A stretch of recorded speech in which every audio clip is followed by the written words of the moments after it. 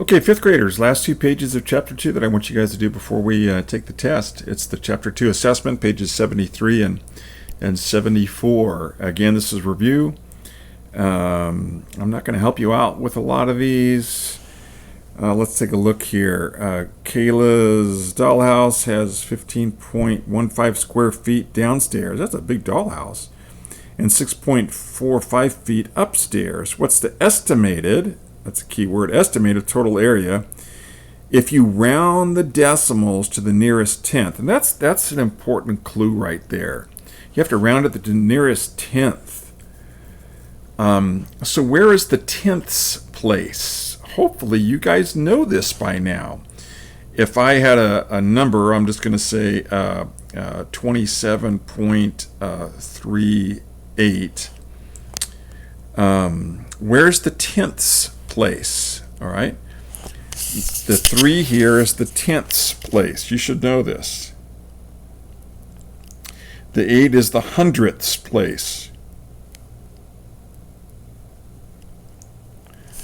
And if there was another number, I'll just call it another 7 here. That would be the thousandths place.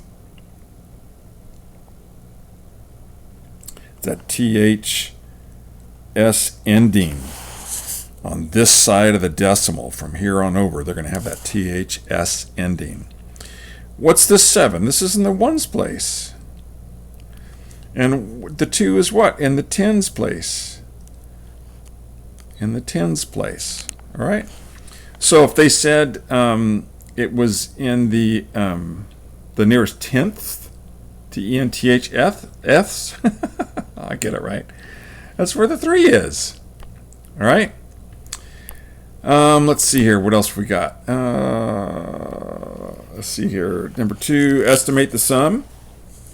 Rounding to the nearest tenth again. You can do that. What is the sum of? So here you actually have to add them together. Number 4, which decimal makes this equation true? So in other words, which one of these is the right answer? Well, okay, no, I take that back. Which one of the, if you inserted, like if we put 8.85 in that equation and we added it to 4.95, would that make 12.1? That's what they're asking. So you're going to have to figure that out, which one of those is the correct answer to make that equation true. Number 5, what's the total amount he spent? So they modeled it for you. That's kind of nice. So you can use that model if it helps you. And then explain how the model helps you. It should kind of help you. Number 6, match the expression with the equivalent decimal. Okay, so if you think 3.05 and 1.65 equals 3.7, then color that in or put a little check box or a check mark or something there, okay? All right, and the last page, let's see here. It is training for a race. So you got to answer question A. What's the combined distance for the 3 days? How much farther did he run on the second day than the first? Yeah, you could do this stuff. 8. Thomas Jefferson Memorial, 18.36 acres of land. Franklin Delano Roosevelt Memorial, 7.5 acres. Vietnam Memorial is 8.9 acres. World War I, 9.6. Oh my gosh. Which 2 memorials have the greatest difference in area? Okay, now think about this. Which 2 memorials have the greatest difference in area? What are we talking about here? We're talking about a difference, and so that's subtraction. So you're going to be taking the largest amount of land and the smallest amount of land. And you're just going to list those 2 because they're not asking you what the actual difference is. They're asking which 2 memorials have the greatest difference in area. Explain.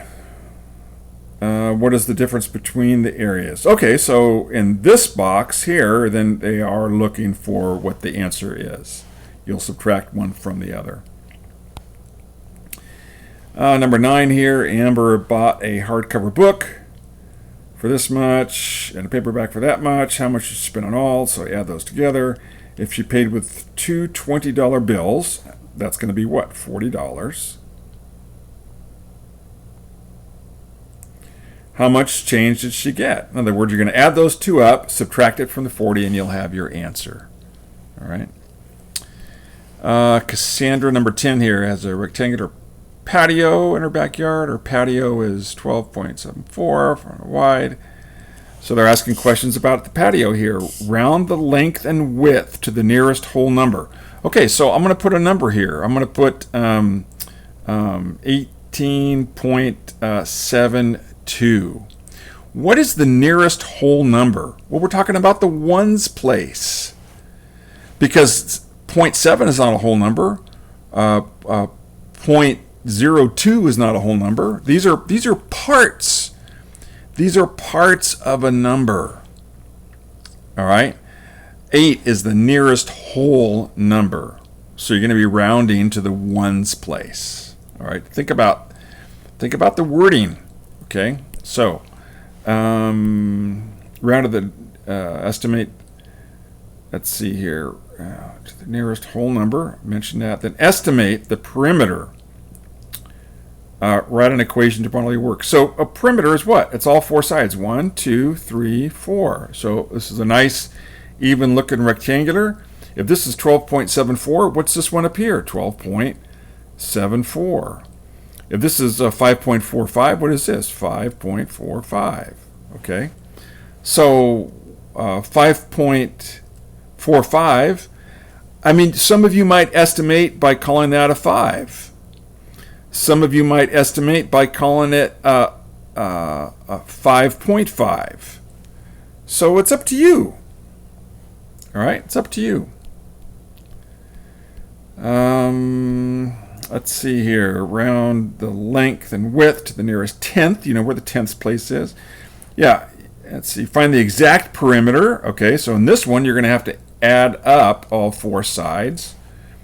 Which estimate is closer? Explain why you think that estimate is closer. Well, it depends on exactly how you estimate.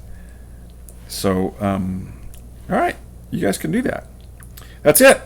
Short video. And then we're done with chapter 2, except for the chapter 2 test. All right, that's it. I'll see you guys tomorrow.